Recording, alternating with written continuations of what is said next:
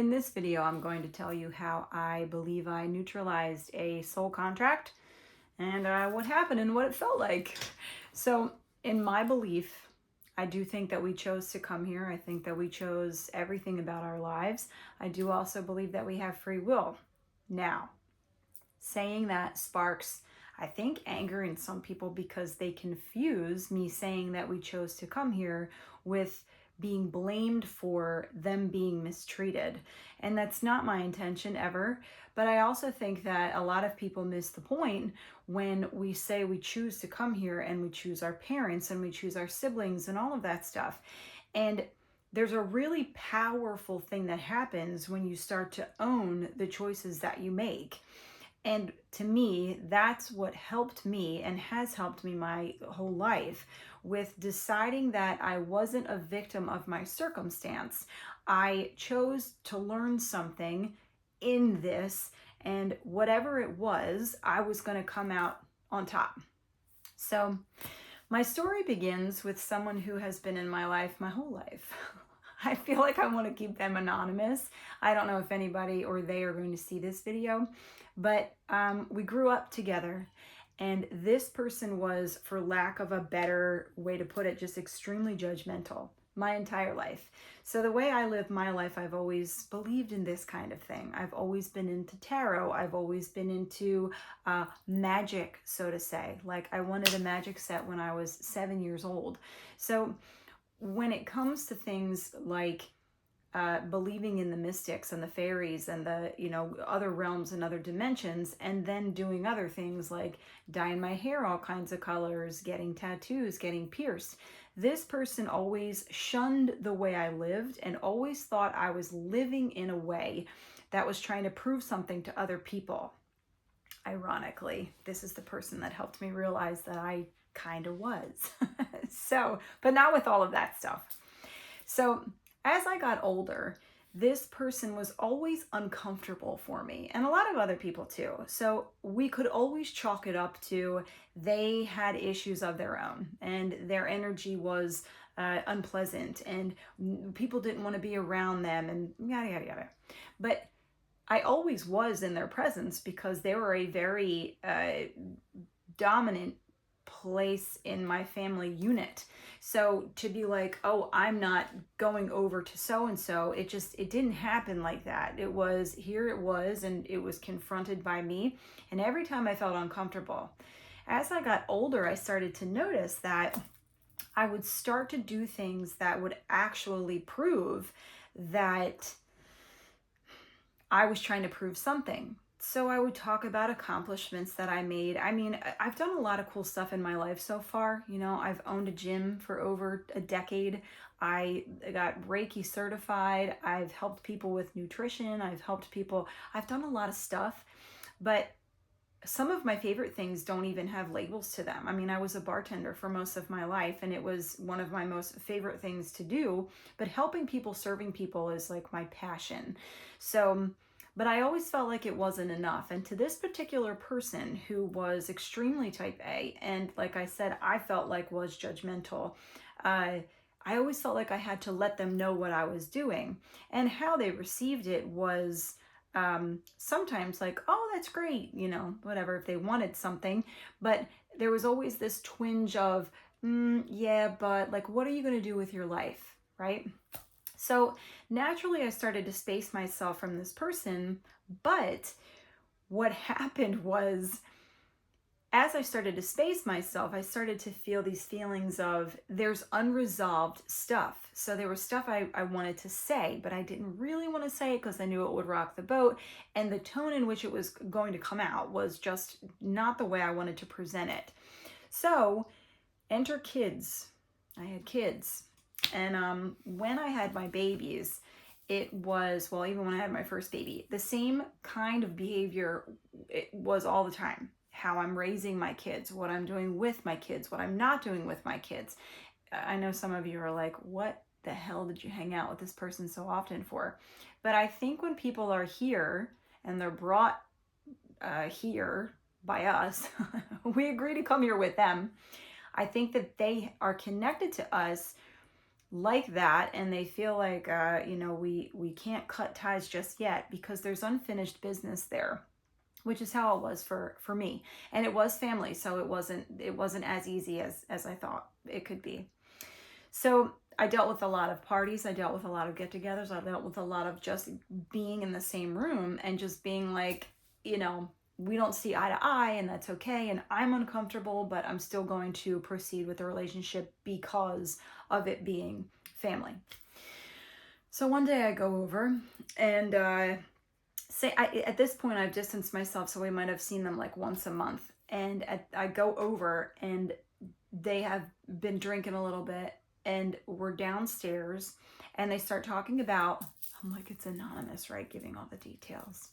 So they start talking about my kids. Now, I homeschool my kids, and I don't give them vaccines, and I live a lifestyle that's not completely off the grid.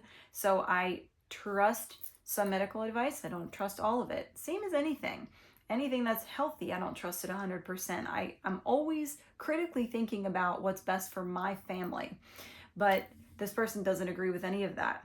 And that night, they really let me know. So the same reactions happened, and this is where the epiphany happened. Every time something like that would happen, I'd get these feelings, and I would start to try to validate myself. I'd start to prove to them, like, but this is what I'm doing, XYZ, and this is why you shouldn't worry, and this is why you shouldn't. But every time it happened, I got really uncomfortable, and then I would cut the visit short, and I'd be like, again, this happened again.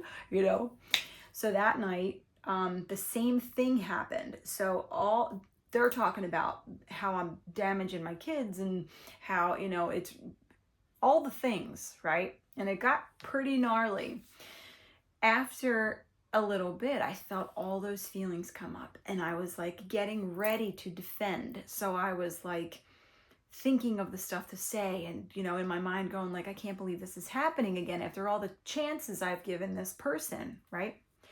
And then all of a sudden, everything rose up. And then all of a sudden, it was like, I didn't literally come out of my body. Like, I wasn't floating on top of anything looking at myself.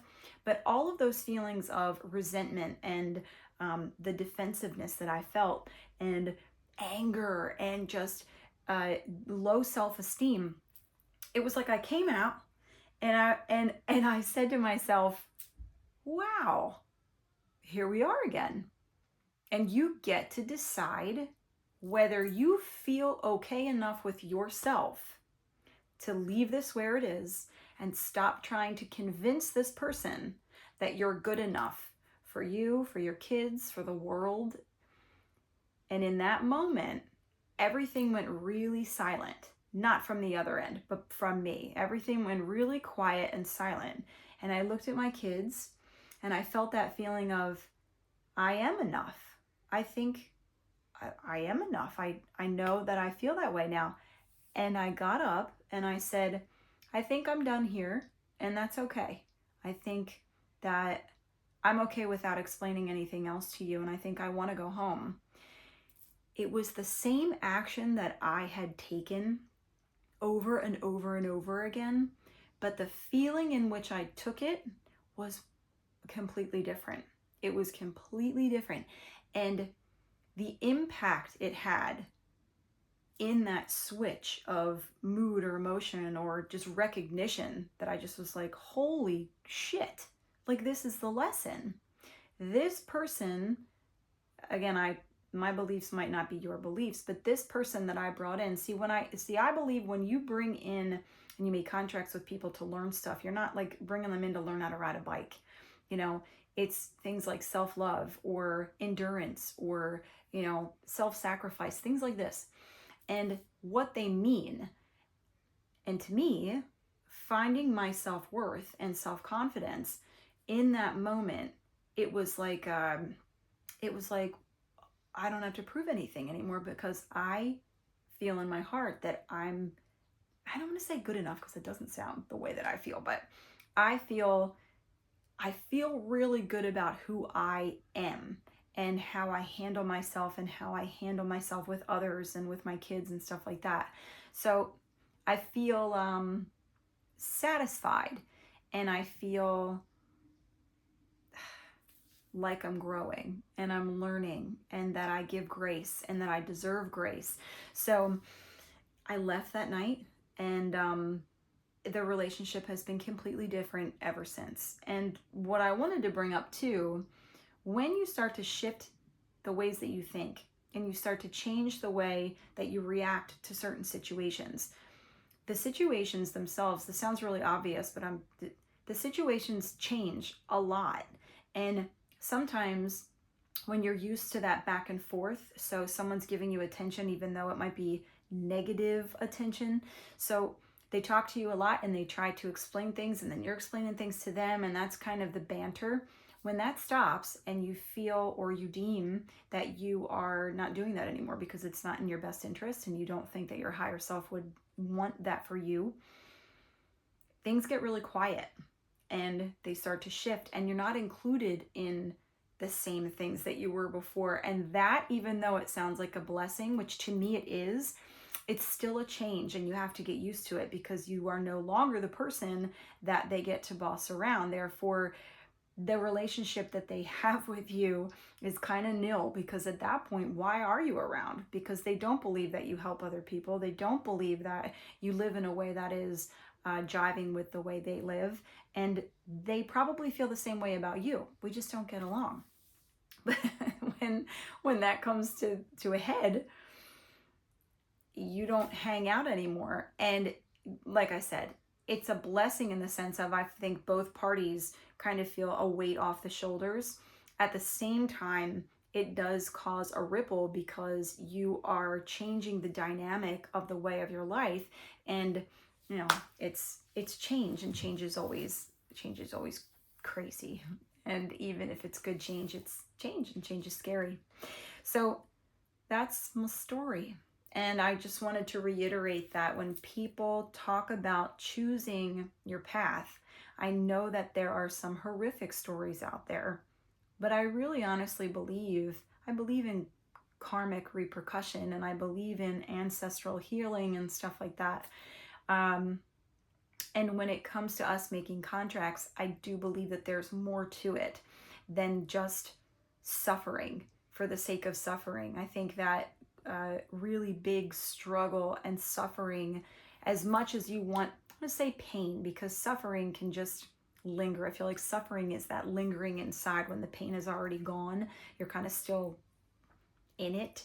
But when there's pain and when there's struggle, there's this, that's where free will comes in. We either can choose to learn and grow and rise and let the other people create their own karma and deal with their own lessons, or we can stay down not as in a sense of I'm better than, but we can stay where we are and keep everything the same, which feels safe to some people, and just not choose to learn the lesson. So I'll leave you with this. I read this book one time, and you guys will know what this book is. So comment below, because I should put it in the comments and I'll look it up. But the book talked about choice, and they talked about whether you're choosing to do something or you're not choosing to do something, you're still choosing. And even if it is something like, and I use something super drastic, but I'll use something a little bit more lighthearted. I use drowning. But if you're told to write an essay and you feel like you have to write the essay because you want to pass the class that you're in, you're never forced to write the essay. And people will say, I had to write the essay, otherwise I would fail. It's not that you had to write the essay. You didn't want to feel the feelings and the repercussions of not writing the essay. So you still chose. You could have chose not to write it, but then failing and dealing with all the rest of that could have been, the next thing that you dealt with. And some people don't want to do that. So they do the things they don't want to do. And I'm not talking about self-sacrifice in a healthy way, but people do things they don't want to do because they don't want to feel that other side. They don't want to feel what it would feel like without even the negative attention and stuff like that. So I do think that we're choosing all the time. And I do think that it is really hard, but I also really believe that you didn't come here to do the easiest of things. And if you did come here to choose to do the easiest of things, there's not much growth in that. And for this lifetime, maybe that's okay with you too.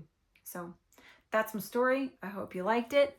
And I would love for you guys to subscribe and stick around, because I love learning. I love hearing your guys' stories. And I'll talk to you next time.